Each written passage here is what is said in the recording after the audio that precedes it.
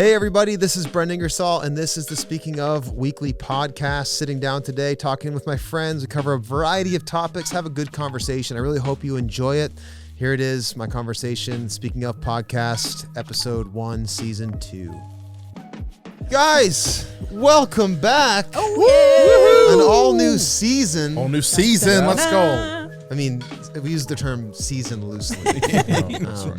We choose when the season starts and finishes. Yes. But here we are, a new season of the Speaking of podcast, and got our most beloved guests back. Ooh. No, not guests, just regulars on the pod. That's right. But welcome back, Bradford, Shay, Anthony. Yes, sir. Producer Ron. Hello. Producer Ron. Up in here.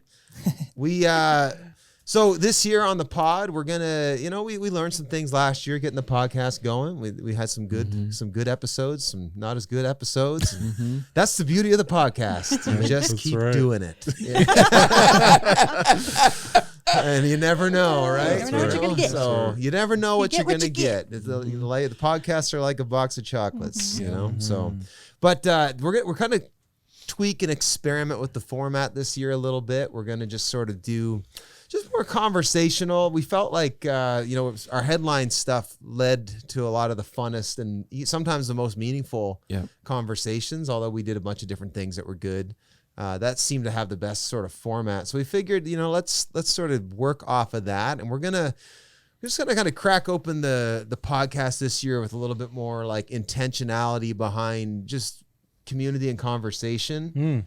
I mean, we'll have special guests on. I've got a few people lined up, and we'll do some special topics and stuff. But generally speaking, we're going to do like a weekly or maybe bi-weekly, just regular show. I don't know if show is the right word, but regular episode. Yeah. And we're just going to have segments and different things that keep the conversation moving, keep it fun. Relevant, keep it spiritual, fun, funny, all the things. And so, everyone's familiar with the headlines format. We'll still do some of that. In fact, we'll do some of that today, but we're just working on some new segments to keep the conversation going. And Keep it fresh. Yeah, to keep it fresh. And so we've got a few different segments today. This is our first crack at it. So who knows what will happen? You never know what's going to happen on the pod, but You never know.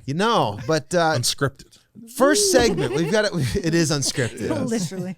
The first segment we'll get into, and we'll get more focused as the podcast goes on. But thought it'd be cool to like whatever day we record on, although we didn't think of this in advance, Ron. It's actually the day that this is airing. Okay, perfect. Because you thought about it. I did. Good. I thought about it. Because today, as of right now, is the day we're releasing this. September 10th. Friday, So, September 10th. This is Friday. Yes, it is. Friday. It is Friday. Happy Friday, Happy everybody. Friday, everyone. TGIF. Unless you're listening to this a different day, then happy day. Happy day. But as the day of this release is Friday, Yes. but today is actually All right. Tuesday. This is movie magic, people. Magic It's of television. movie magic. But what is today? That is the question we're gonna. Wait. Oh, is there a soundbite for It's that? a transition. Okay. We didn't hear it. Try it again. There we go. What is today? Why is today important, Ron? Other than this is the day the Lord has made, We will and rejoice. we will rejoice and be glad in it. Hallelujah. There's actually quite a few national days today, but I picked two very important ones. Okay. The first one that I think is interesting is today is National TV Dinner Day. Wow. Mama's not cooking tonight. National TV dinner. Amazing. dinner. When was the last time you had a TV dinner? Like the official one with like corn in one Yes. section. Yeah. Like ground beef. Weird with mashed patty. potatoes. It was a rib. Yeah. It was a Stir 'em rib. up. It was a rib. Salisbury steak. Salisbury steak. You know what though? I have just had a flashback of I remember being really excited about getting this tray with all your meat and vegetables and products and sitting in front of the television watching a show. I remember as a kid how excited I was to Just move from the dinner table over to the couch or a chair and watch TV eating my food. We're having TV for supper. That's right. What a time. Yeah. What a time. What a time to be alive. Yeah. But now instead of that we could go back to like, we're just gonna watch TV for this hour during supper. Now we just TV's in our pocket and it's TV all the time. True. And it's we try to squeeze in dinner when we can. Oh, how far we've come from it's back when like eating as a family around the dinner table was the norm. Yeah. And so maybe this one day we'll go sit at the TV and not talk. Right. This would be a luxury for us, Yep. whereas now nobody eats dinner together, do Yeah, they? it feels like the first step in a series of bad decisions. Yeah. the TV dinner. It feels like where this all started to go wrong. Yeah. It's Maybe like, that was the beginning of the Might- end. it The might beginning have of the end. been. We'll look back and say that was the beginning of the end. Can we cancel TV dinner. National TV Dinner Day and say that it's actually a negative and it's an oppressive Cancel. system? Yes. It's an oppressive system man. in our culture that we That's need right. to tear down. Yeah. So what statue Destroy can the- we destroy? Destroy the fabric of family. The Hungry Man statue. Yeah. The hungry Is man. that what they were Hungry called? man. The Hungry Yeah. Man Hungry dinner? Hungry men. Man. Hungry That was my men. favorite brand, Hungry by people. the way. Hungry Yeah, people. hungry Yeah. people. I We know. use hungry people around here, Oh not hungry men. Hungry man. It's hungry. It's hungry people. Girls get hungry too. Hashtag. Women get hungry too. That's right. Oh, man. Hashtag hungry man, hungry women. Well, That's Oh, funny. man.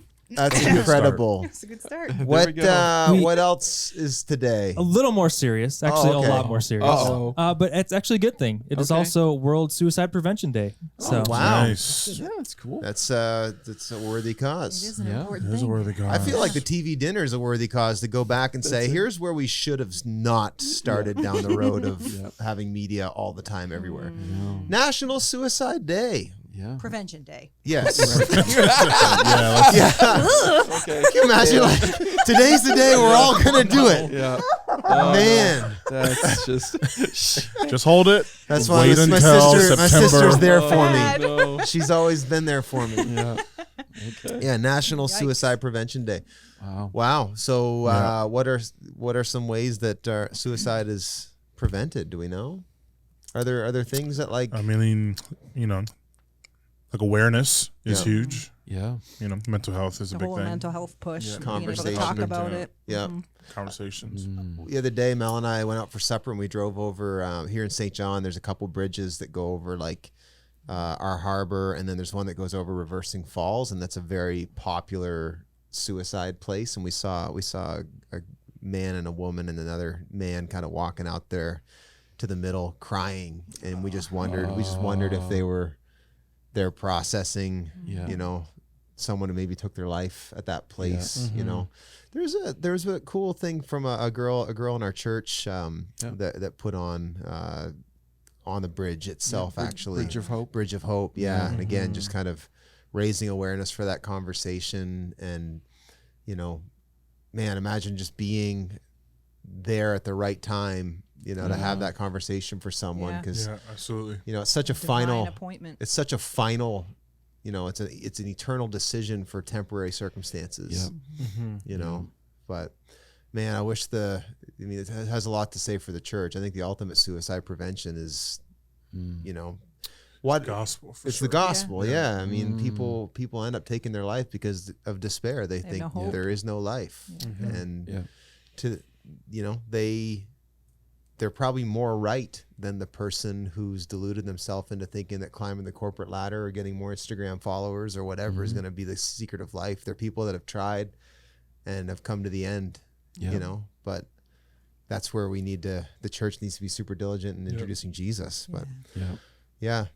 That's a heavy one, Ron. Jeepers. sorry. What a Hard right that was a right in. transition. I feel like that's always my job or something. I don't know. Diving why. right I in. seem to But- do that a lot, but Man, I'm trying to remember something that Malcolm Gladwell talked about like suicide deterrence.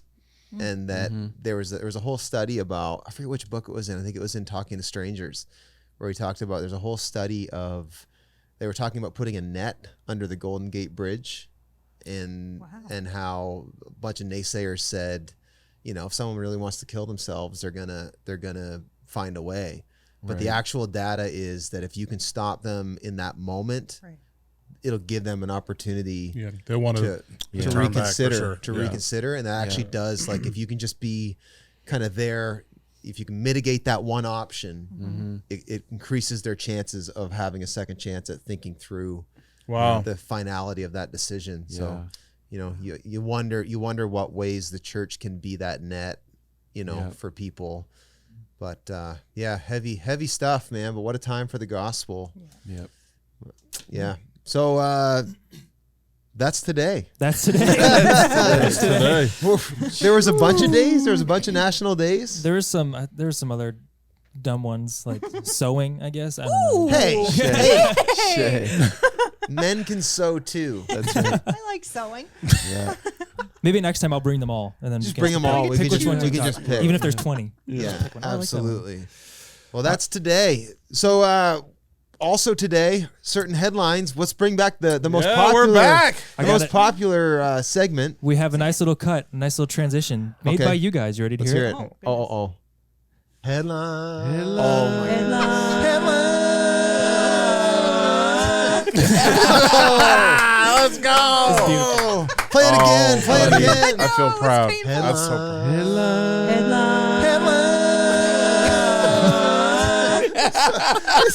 It's so close and so far.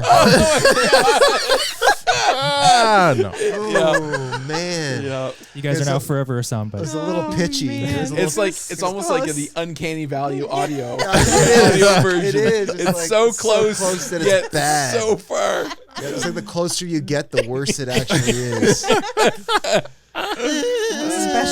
Oh man. Wowzers. What's our headline today? All right, Bradford. Here we ready? go. You We're ready? back, baby.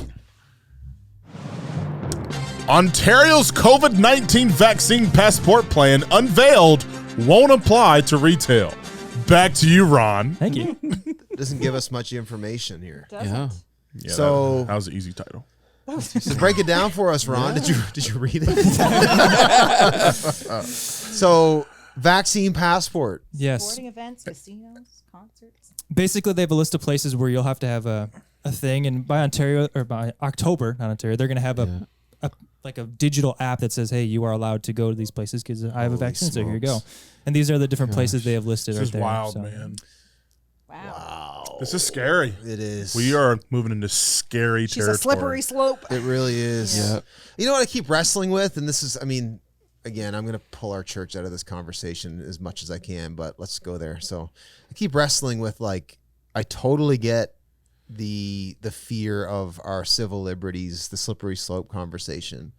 It's all connected at the same time. Like, to be the devil's advocate, it's like, yeah, but we've also done vaccines for a long time, and this isn't new either. And it's like, I can get both sides of the conversation. I really can. And unfortunately, it's like, of all the hills to die on, I hate that this is the one. Like I said to someone yesterday, like, I'm way more concerned about the stuff that the government's touting with like speech, like speech censorship and stuff like that. Like that way more concerns me than the vaccine conversation. But unfortunately, we said, hey, this is the ring, and we're going to fight this thing out, and this is going to be the hill that we die on. I wish we picked a different hill Sure. Yeah. than the vaccine. But nonetheless, that's definitely, what's it saying about churches? That's my big fear is, because I'm already thinking through, what are we going to do if they start saying you can't have public gatherings without and not be vaccinated? I believe as of right now, there's nothing. Yeah. So And that's going to be an exemption from concerts and music festivals. And man, that's really going to make it hard for a lot of industry. Yeah. Meeting and event spaces. Would that not Well, be? there's already like protests. Like one of the things I feel like is underreported is actually like the world is actually fighting back. Like people are fighting back. Like in Paris, like in the last week, I saw clips of like these marches. Where else was there? There was a march. There was another march. Like there was a big protest in Sydney, Australia. There was there's been protests in London. There was another one even in Canada. I don't know where it was, maybe Montreal or something like that. There are people that are marching in protest to this thing. This isn't and it isn't just the church. It's people that actually, like, it isn't, while the church might, I mean, again, where does the church stand? I don't know.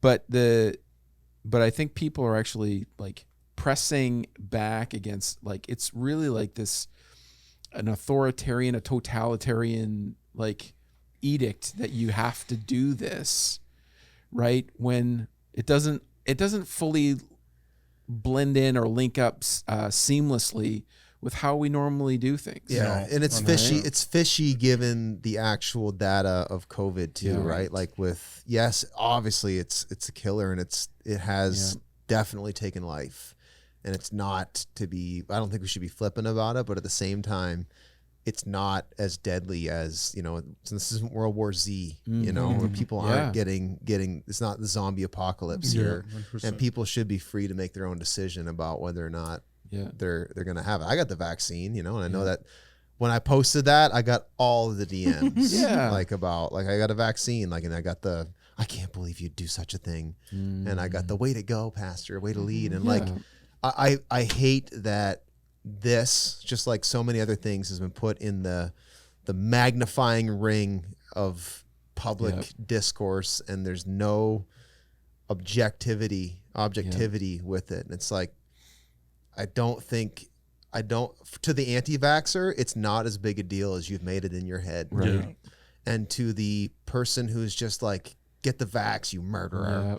It's a way bigger deal than you're like, you know what I mean? Like, I don't think either side is seeing what the other side is saying in it. Because there's no more common sense. Or civility or discourse. It's just either or. Yeah. It's just always I was looking at a post the other night.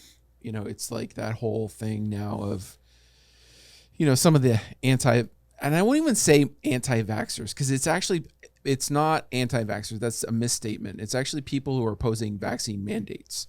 Well, there's both. They've co-opted the phrase "my body, my choice," right? Which is they've co-opted it because it originated in the pro-choice movement. It's ironic, isn't it? I know. And then I was reading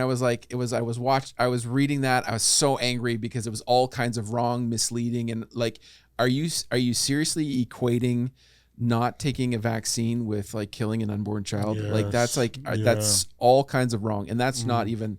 Like, that's the major one, but there's so much more loaded in this graphic. And I had this, in typical Anthony fashion, I had this big old response typed up.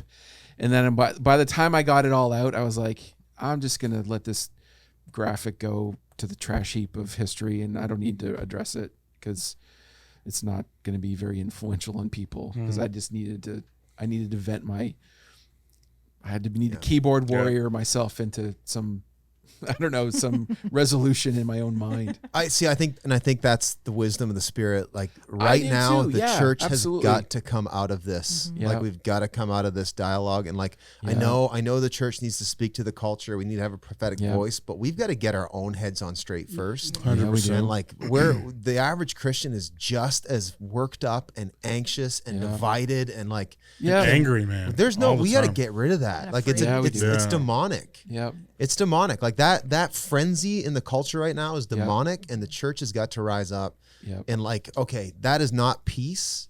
That is not clarity. That's not like kingdom mindedness. That's not the mind of Christ. Like, and we even start talking about this for 10 minutes, and you just feel your blood pressure go up, and you feel your, like, not hatred, but maybe your judgment of other people, like, who have a different perspective, and like you just completely lose like the mind and the heart of Jesus. And I think the church, we've got to just come out of this right now. And can I say this too? I actually feel like this is like the Lord is leading this way.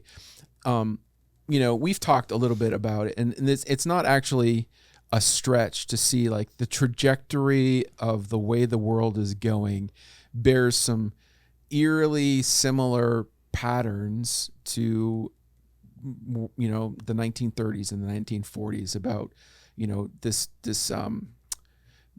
polarization, and then there's the demonization, and then there's the dehumanization, the separated, and the extermination, right? The vaccinated versus the unvaccinated, the pro-vaxxers, all of that stuff is like it's division.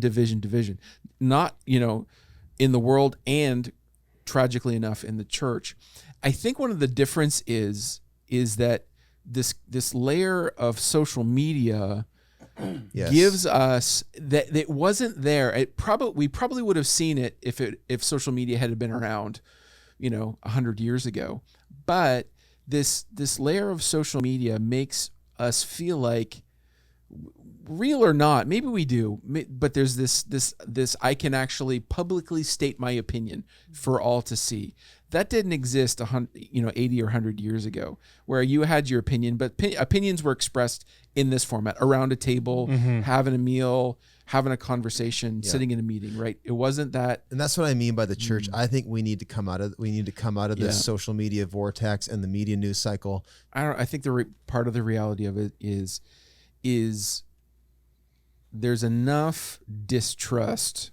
First of all, there's if you want a viewpoint, you'll find it. Yes. Right? If you whatever viewpoint you want to support your current ideology or way of thinking, you're going to find that. Not only that, but your social media and your web profile is actually going to be engineering itself to reinforce your preconceived idea. 100%.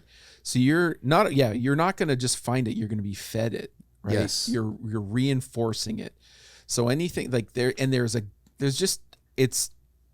think the word glut is just not, there's just a cacophony of voices, right? There's just so many voices. A cornucopia of crap. A cornucopia of crap, right? That they will just say everything that you want to hear. So then it was like, if you really, really want to know, and I actually believe that most people really, really want to know, but it's like, who do you trust? Yes. when you it's not. I actually believe that there are medical professionals, on all sides of this, and I actually believe that there are genuine. I've seen enough PhDs, and I've seen enough medical professionals on all sides of this giving various reasons why this is good or bad. Right. And we've seen the science of this is, for this vaccine, they were like, all vaccines do one thing. This vaccine behaves a different way in your body. And I'm like, okay, I factor that into my decision making. Right. Which I've made my decision one way or the other. It's I had this conversation too. I don't know if it's a whole lot anybody else's business. I have to just make that for me and my family, and we bear the consequences of that. Right. Right. So I think I know what I want to do. I know what I must do, what I think I want to do in the future. And that's going to help inform my decision whether to get vaccinated or not. The church has got to get back to flesh and blood. Yeah. And get off the internet for your authority. It is not a good place to find authority. Right. Yeah. I guess that's my concern is I'm not saying you got to get vaccinated or not. I'm just saying if you're drawing that conclusion based entirely off people you do not know in person, I would push you to go harder into the relationships God has given you and figure that out that way. I actually think that we're probably not going to know whether you should or shouldn't have got vaccinated. We're probably not going to know that for another 5-10 years. Yeah. It's going to be way down the future. We're going to look in the past and say, at which point this conversation will be long gone and won't even matter. Totally. And that's the other piece is it's all so. That was another piece in the pie for me. It was okay, I can do it this time, but I was never a flu shot guy. I was never I don't I trust my immune system. Yeah. And so I probably won't ride this carousel for very long, but I did this time around. Unless you have to have your booster shots on your vaccine passport to get into anything. Yeah, well, that's the thing. Do you guys remember when it was 30 days to slow the spread? Yeah. Now it's 2 weeks to flatten the curve. To flatten the curve, and then it was now it's 2 years, 2 years, 2 shots, then booster shots, shot. and pills. The goal line keeps moving, and and that's the other piece is in this conversation. I just think we got to parse it out though, and I know it just becomes this big ball of worms. We got to parse it out. There is the conversation about the vaccine this time around. Yeah. And then there's also the conversation about how that is connected to the bigger conversation about freedom and civil liberties, and do we want to constantly live in a state that we have to have these shots? And you know, and the reality is too, we already do at some level, although this is new level. This is a new level. I do want to say this. This is what I missed this point when I was talking about Second World War. I have been reminded again that, and this is connected to what you're saying about pulling back and getting off the grid, so to speak, is that even back 80 years ago, 100 years ago, with all of the stuff that was going on, God was calling people to come up out of the noise and pull into like places of prayer. I think of a guy like I think it was like Reese Howells, who was like he prayed. Like he prayed in his prayers, like contributed to the, like from a spiritual level, to the end of the war. Right. So it's like that's the call to the church in like to come up out of like the stuff happening in the world that we can touch and go into the unseen and pray heaven to come to earth, spend the time, pay the price, you know, count the cost to what it is to come out of that noise and into interaction just with God. Yes. Right? Yeah. The only way we get through this, and I'm going to be sharing a little bit about it in church this weekend, just a prolonged season that I'm going to preach along these lines, but everything from navigating the culture, raising families, vaccine or no vaccine, the church and the future of the church, everything is exponentially more complicated and explosive than we have the capacity to navigate through. Yeah. And the only way forward for the believer in this hour is like on our knees with an explicit focus in I just need to see Jesus. And like and like that diffuses everything. Like it diffuses the vitriol with we're not each other's enemies. If you got a vaccine and I didn't get a vaccine, like it gives us the wisdom we need to navigate and the power that we need to navigate. He does. And like that focus. And I think that's the call of the church and the call of the believer in this hour is like, we've got to come out of these arguments. We've got to come out of these like YouTube vortexes and these, you know, Google searches. And like, it's all it is doing is producing anxiety and division and stress. Yes. And it is robbing the church of its power. And we've got to come back to just like this simple adoration and focus on Jesus. And I think that's what God is doing in this hour. And that's what's going to happen in the church. The church needs to like, okay, just everything's too complicated and too messy. We just refocus. And maybe I know the Lord has allowed this. It's like, you guys keep chasing your tails when you're ready to, when you're ready to focus, let me know. Yeah. You know? And I think as for me, I'm there. I'm like, I know we just spent a bunch of time on the vaccine conversation, but you know, I'm pretty much over it. Like I'm done fighting about it. I'm done, you know, I'm just like, give me Jesus. I know that sounds overly simplistic, but I think it's the way forward. So I agree. It's a good word. So Ron's lobbing the grenades here at us today. Oh, jeepers. Welcome back. It's been a while. Oh, look at this. Here's a new segment. my We've got a new gosh. segment. Ron, cue it up. I don't New even segment know. called the Nerd Corner.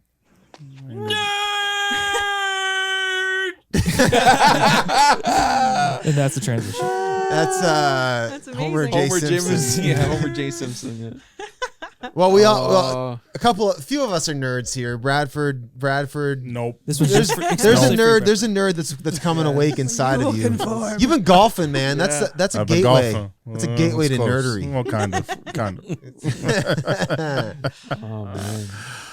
I'm gonna make it my job to sit down. We're gonna watch The Lord of the Rings before this year's out. Yes. We As should long just as have a there's big some, staff viewing party. Some wings present. I will was do gonna- whatever you want me to do. I was gonna invite the staff to do an elective viewing of the Signs and Wonders conference by John Wimber, but I now might change that. For This is Lord, more for Lord of the important. Rings. Lord of the Rings. This is urgent. So here at Nerd Corner, we're just gonna take some kind of nerdy quote or something awesome from at least like the Star Wars universe or the Lord of the Ring or from Middle Earth or anything that's awesome nerdery. And here's our nerd moment of the week. What do we got here? This is a quote. We have a quote. Do you want me to read it? Yeah. All right. You might have to next time put like some dramatic nice. music Some, like, underneath. sci-fi music or something. I don't know how to like talk like an Um, elf, so I can't say it. But Yeah. this is from yeah. Is it Haldir? Do you not know? I don't. Have you It's not Haldir. heard? Haldir. It's I was gonna say Haldir. Haldir. Okay, this got character it. is You so got it. It minuscule is. in the grand. Anyway, it's not Legolas. That's all I know. From the Fellowship of the Ring, Haldir. He says, "The world is indeed full of peril, and in it there are many dark places. But still, there is much that is fair. And though in all lands, love is now mingled with grief. It grows perhaps the greater." It's like I don't even understand what he's saying. Let me read it again. The world is indeed full of peril, That's better. You said it. and in it there are many dark places. But still, there is much that is fair. Yes. And though in all lands love is now mingled with grief, it grows perhaps the greater. I don't even know what it means. What's this mean? It means the world is dark, Yep. but love is in there, and Yeah. it's growing greater. Much. Even though it's mingled Much with grief, greater? Yep. growing Perhaps. greater. Yes. There's still fairness and there's still The love. fair. Yeah. Yeah. Interesting. That is. There's still that He's is not- nerdy. he's not basically wrong. there's still light and it's growing. Isn't that how we want the light and the dark to be in two separate places, don't we? And like we want the kingdom of God to like be in some place that isn't here. This is why Lord of the Rings is so great. Oh man. Like every chapter, every good solid quote, it's like the world is dark, it's full of peril, but light and love and victory. And it's just I don't.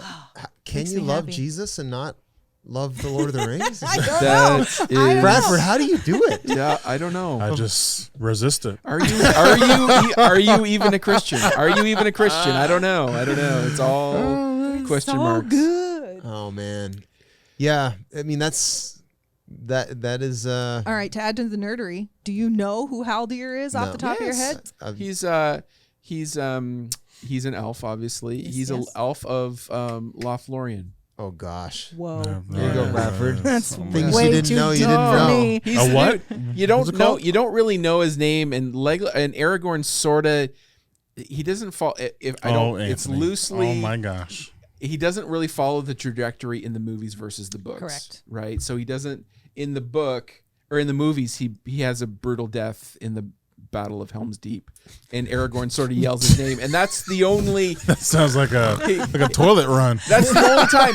And Aragorn goes, Haldir! Like when he dies, and that's the only time you hear his name. But In the movies? in the movies. Yes. Movies, Yeah, yeah. I remember. In the book, he's like their little guide, right? He like takes them to Kate Blanchett land.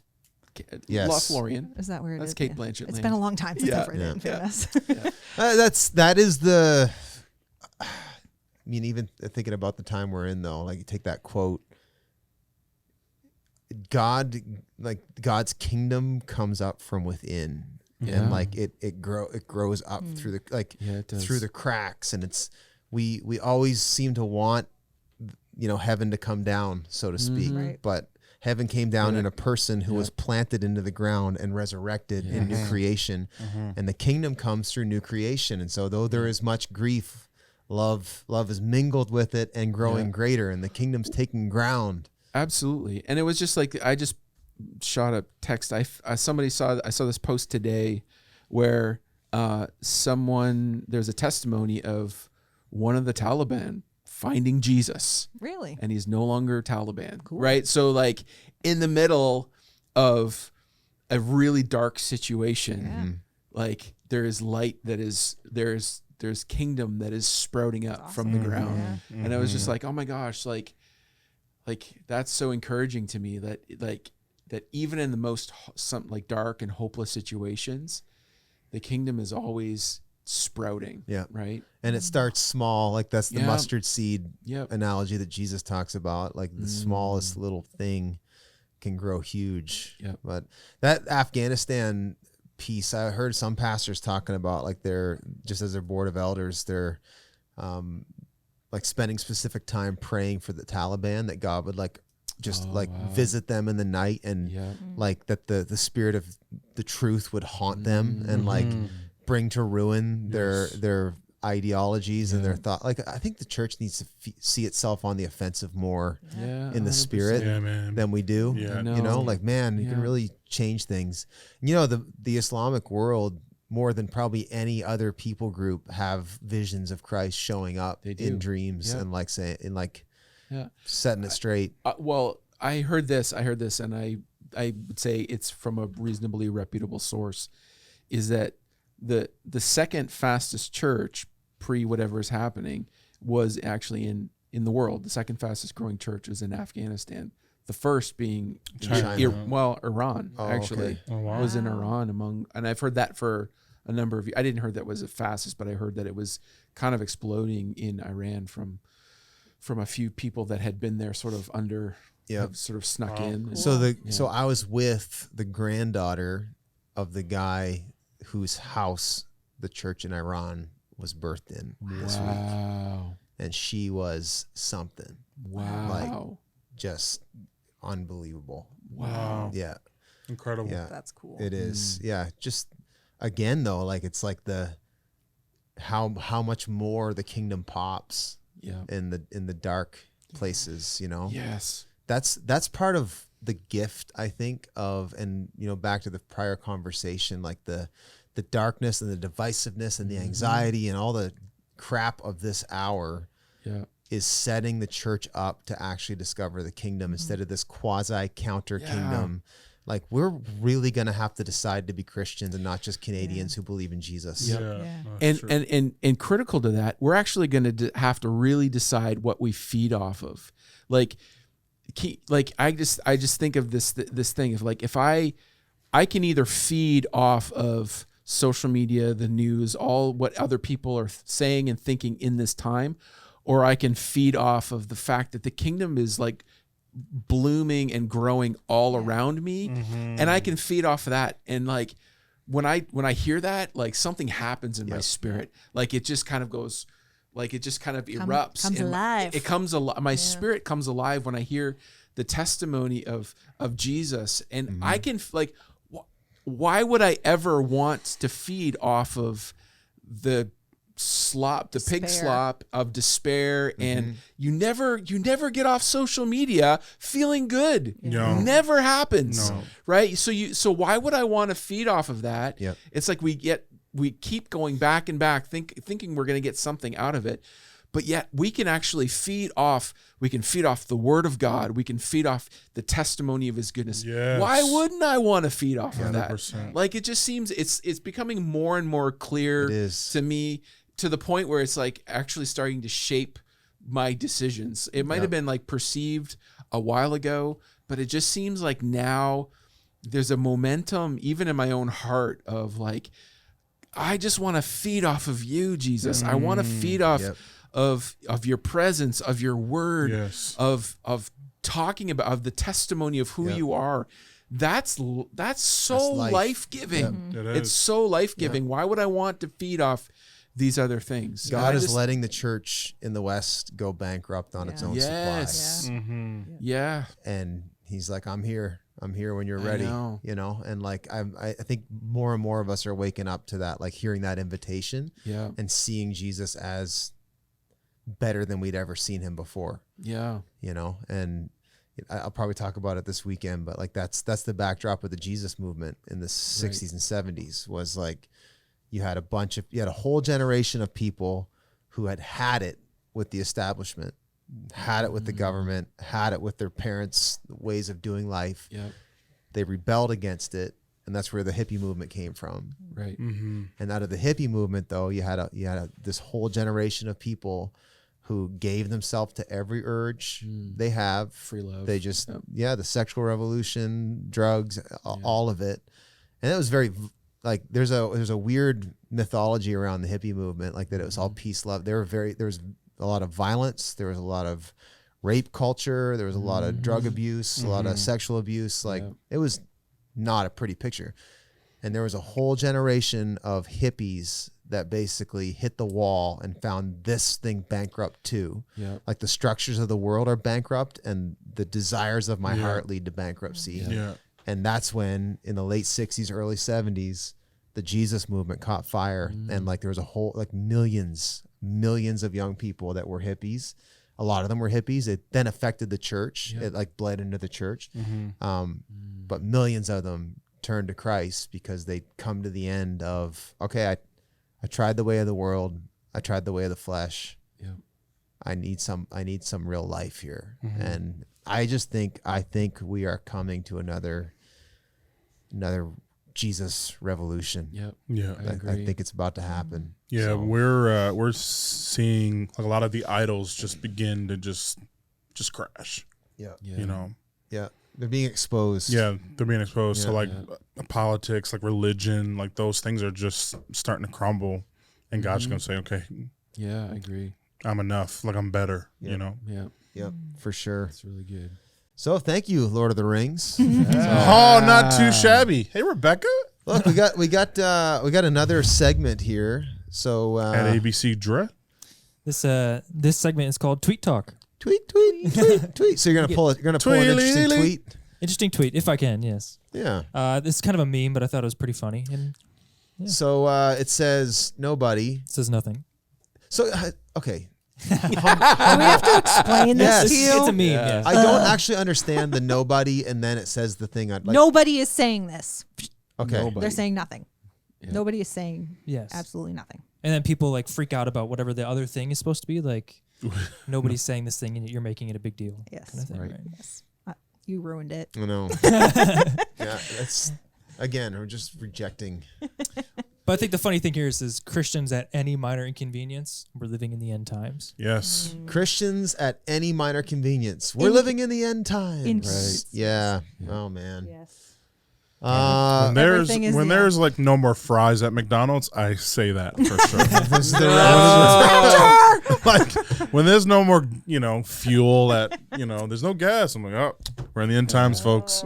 I think I'm going to do a whole podcast on end times and eschatology and just at least give my perspective after spending a better part of a year and a half in Revelation and try to help unpack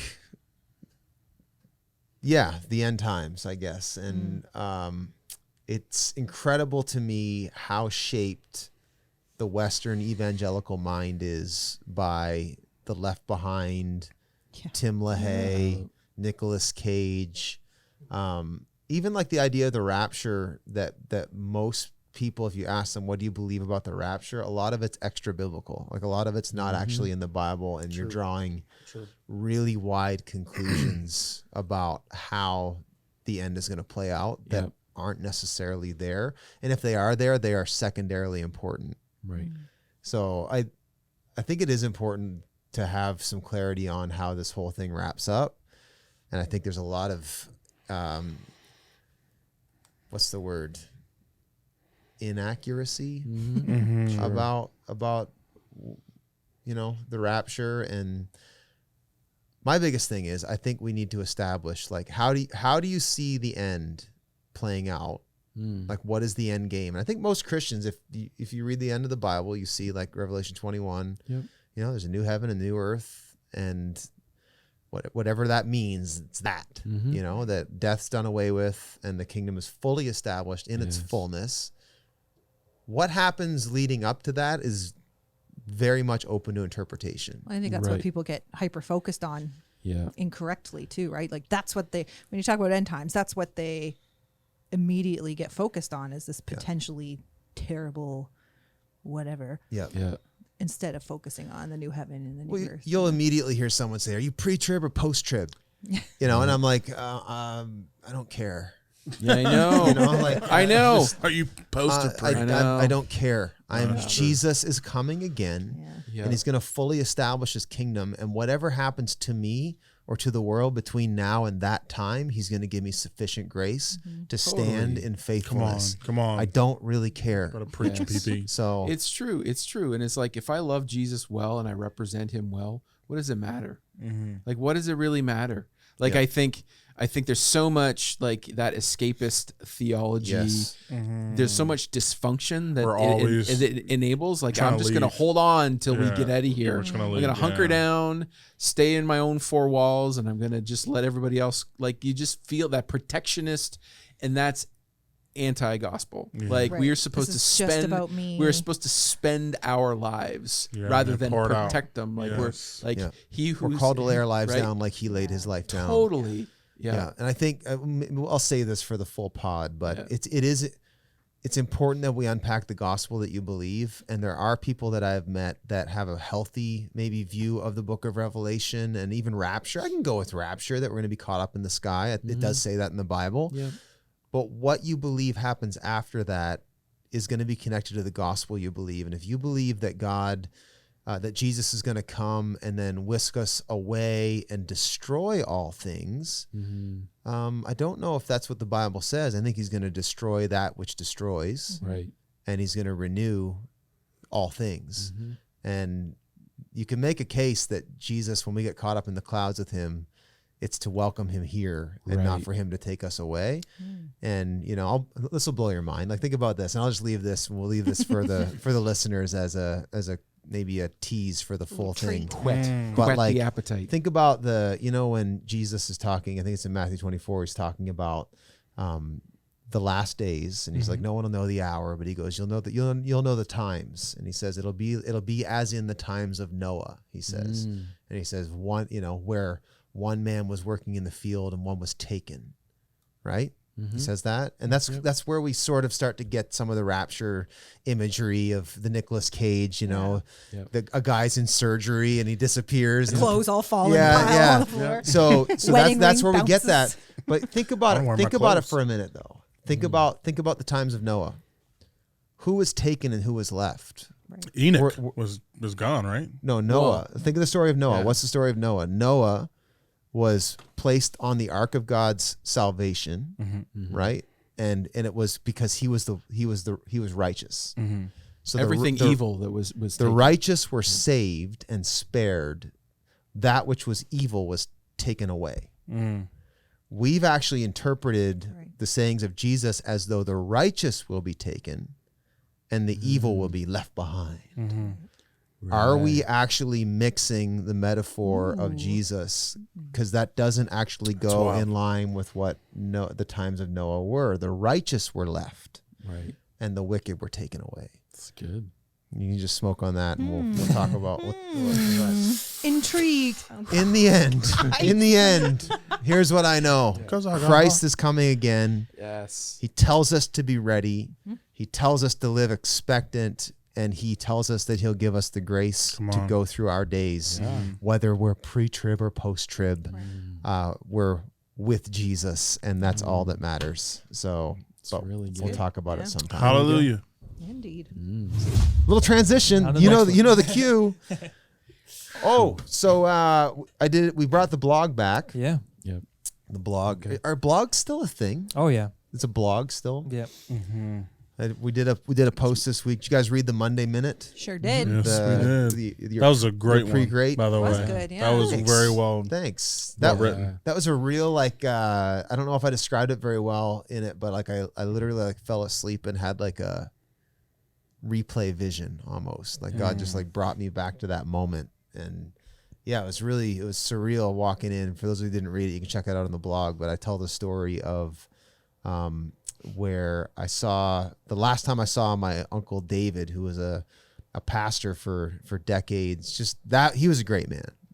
And anyway, he was dying of cancer, and this was the last time I saw him. And I walked into his room, and he'd kind of been slipping in and out of consciousness. And I walked in, and he kind of popped right open and reached his hand out to me and said, "That's a great man." And I went up and grabbed his hand, and just was there with him. But it never occurred to me until that a morning a few weeks ago where I'd slipped off asleep and was reminded of that, and I felt the Lord say to my spirit, your uncle he was slipping in and out between heaven and here, and he was seeing you from heaven's perspective, and that like there's an eternal version of you that God is working out that you don't see yet, that he saw and I see, you know. And it was just this like reminder of like we're all pretty great, you know, and God is working on us, and he's going to accomplish it too. Like those who belong to Jesus, he's going to work it out. I don't know what stood out to you guys, but it was just like in a time where I'm all too aware of my not yets and inadequacies and anxiety, and I wish I was more, and I wish I was this. You know, it's just like a healing word from God of like, you know, I'm the potter and I'm working on you. Yeah. But I think if whatever it takes for us to rest in the faithfulness of God and his ability to accomplish his work in us, even though we can't see us, like whatever that takes, like I just, you know, me too, right? Like it's not an uncommon thing for us to be really consumed with everything that we're not, right? All the ways that we fall short, the ways that we wish we were. I just like every other day or every day, I'm just thinking of ways that I fall short and I wish this could be different. Like I remember, just to full disclosure, I remember there was last week I had just in my prayer time with the Lord, I was all kinds of distracted.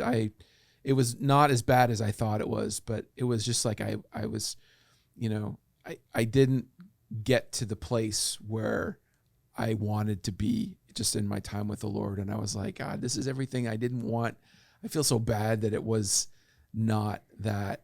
And I in that moment, I was like, just aware of like, you know what? He's not angry at me. When I come to him, like I'm met by love.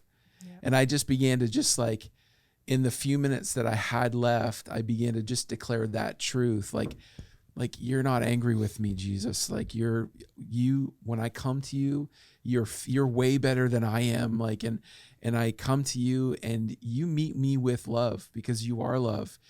And it's like, I just don't see, I can feel bad about how it all played out. But the reality is you see me and you know me and you love me. You see me where I am and you see who you've created me to be, and you meet me with love. And really, love is the only way that I'm going to get from where I am to where you want me to be. It's by love. It's not by fear. It's not by me imagining God with a big stick. It's by love, and he's just going to transform me from here to where I am. But I don't see that, and I can be so hard on myself. And everyone, that's a universal thing, right? Yeah, his love allows us, like you said, to come to him and trust his ability to shape us into something better. Yeah, right. Absolutely. And I think where we get frustrated is at our own attempts. To self-shape and to self-make. There is no way that earning will ever work, and we all the time try to earn. Well, it's like, I think we've all had moments where like, like willpower and behavior modification just doesn't really make me different. It makes the appearance of me different, but I know the real me. And it's like, he's the only one that's able to reach into my heart and really transform me. You know, but I love that idea though of like just being reminded that there is an eternal version of it. Like if you think of like the times in the run of a year where maybe you had a really transformative year, like God's really working on you, and how much you can change in 1 year. Right. Like imagine if you keep putting yourself in the hands of the potter intentionally, you know, for 10 years or 20 years or 100 years or 1,000 years. Right. Like what, you know, and it brought to mind, I didn't quote it in the blog, but it brought to mind, there's a quote from C.S. Lewis. I want to read it. And he says this, it's a serious thing to live in a society of possible gods and goddesses, to remember that the dullest, most uninteresting person you can talk to may one day be a creature which, if you saw it now, you'd be strongly tempted to worship, or else a horror and a corruption such as you now meet, if at all only in a nightmare. all day long, we are in some degree helping each other to one or the other of these destinations. Like there's an eternal version of you. And he goes, it's in the light of these overwhelming possibilities. It is with the awe and the circumspection proper to them that we should conduct all of our dealings with one another, all friendships, all loves, all play, all politics. There are no ordinary people. You've never talked to a mere mortal. Yeah. Nations, cultures, arts, civilizations, these are mortal. And their life is to ours as the life of a gnat. But it is immortals whom we joke with, work with, marry, snub, and exploit. Immortal horrors or everlasting splendors. Wow. And it's like such a cool thing to think about, like the eternal you, you know, like the eternal you, and that's what God is actually working out. Yes. Like that's what he's shaping. It's funny that like this is what I read this week, because this is what God's been talking to me over for like probably the last year almost. Like the world has been very focused on its present over the last like year and a half even. And my life, even like when COVID first started and everybody kind of stopped thinking about what the future could be, and we really got to focus on the present and what right now is like. I had an extra helping of that with some family marriage stuff, and so my life was very much like a what's happening right now, and I had to intentionally in that moment and consciously since then over the last year and a half make a mind shift of like I need to focus less on right now. And I'm not saying you should focus on your present, because that is a good thing to focus on, but to focus on the future and the potential of what your future could be and what you could be in the future and what somebody else could be in the future. And it just is like just what you wrote, just really solidified in with the potter's example that you used, and like thinking about like you being this clay vessel that just gets maybe crumbled, or it's just not good, and it just gets, I don't know, you've seen the clay on the wheel, and it just kind of like shrinks into itself and dissolves into this puddle of nothing. And then for him to just reshape you into something, maybe it's completely different, or maybe he's going to start back at square one with the same thing, but you're still going to turn out to be this thing that's meant for glory and greatness and purpose. And I think it's such a better, and we'll bring it to a close here, but we're getting there anyway. But I think it's such a better framework to operate in like, if instead of thinking about how I feel or thinking about is this right or wrong, think about who is this forming me into? Like how are like, do you have to go to church every week?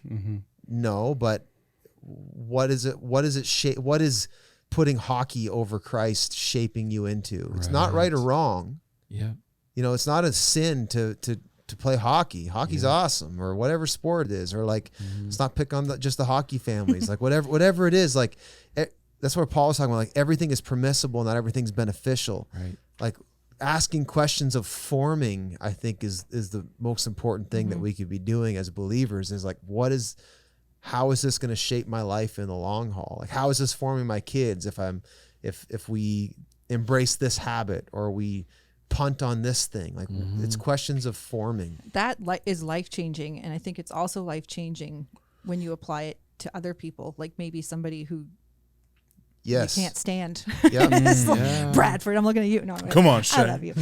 But like maybe I had beef with Bradford, but to like apply that to him and see like God has created you for a certain something and for glory and for greatness, and there is an eternal you that I can't really throw my feelings at without it bouncing back at me. You know, like for sure. It's a good mental shift. Yeah, there are no ordinary people. Yeah, there are no more. You've never talked to a mere mortal. I know, and the way you are interacting with them is either contributing to the way that you can. That's the mystery of it too. Is like he's the potter and he's going to do what he's going to do, but he also invites us to participate both in our own forming and and he allows us to actually touch one another. Right. So what I say to you, Bradford, I can either partner with the way that God is trying to shape your life, or I can be working against it. Yeah. You know, and like I think that forming framework is so much more life-giving and healthy to live by than legalism. Like, is it right or wrong? Can I get away with this or can I? No. It's like, no, who is this shaping me into? Like, how is my screen time habits shaping me? How, like, all of that. I mean, we've picked on that today, which ironically we're sawing the limb off that we're currently sitting on because this is actually online. But hey, I would honestly, let's just land the plane with this. I would, if I could just get all of our whole church community to just cut the cord, I would fully do it. Right. Wow. 100%. I think we would. Let's go dark. I think we'd be an incredible position. But anyway, that's probably a good place to land, I guess, guys. I was gonna read the coolest quote though, but it's pretty long. A-Dubs is my guy. It's pretty long. that So guy. Favorite author. my goodness, Maybe A.W. just, like, Tozer. He's like my maybe top two. I'll save it. Maybe I'll save it could- for another time. But I could just osmose all his wisdom, right? Right. Just, like if I could just carry a book around. We need what's Neuralink, so it can just Neuralink, like yeah, be just immediately like- implanted Well, into my brain forever. that's the gift though, man. Here it's like we have A.W. Tozer's work. I know. You can hear him on the and daily. it's for 50 cents. All Apparently. right, let me leave everybody with this quote. This is this goes well actually with the forming conversation and the call of being incredible people. Let me read part of this. So this is under that incredible Christian.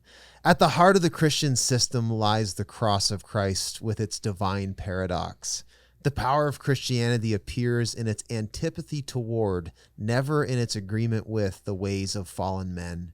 The truth of the cross is revealed in its contradictions.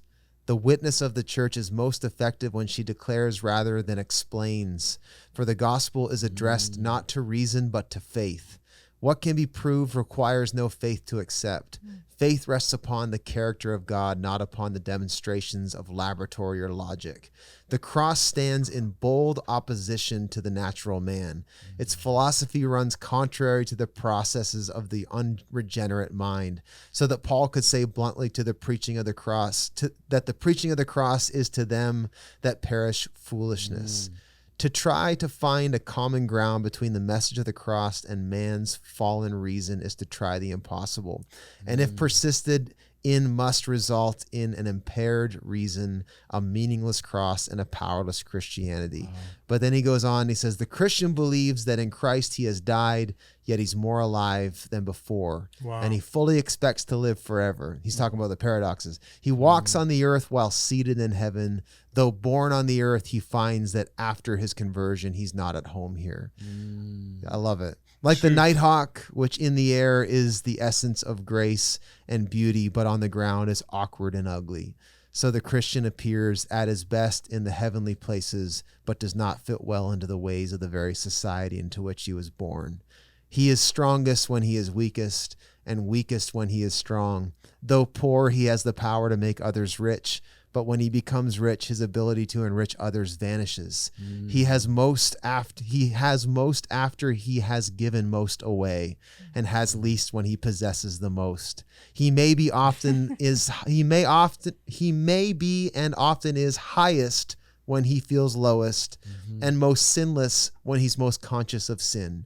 He is wisest when he knows that he knows not, and knows least when he has acquired the greatest amount of knowledge.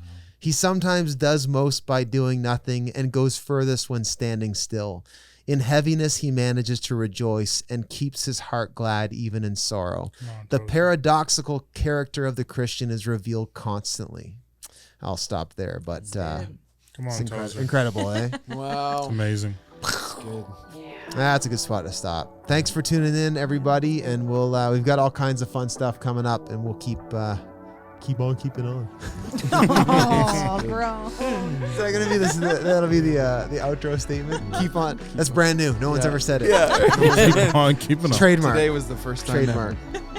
Thanks, guys.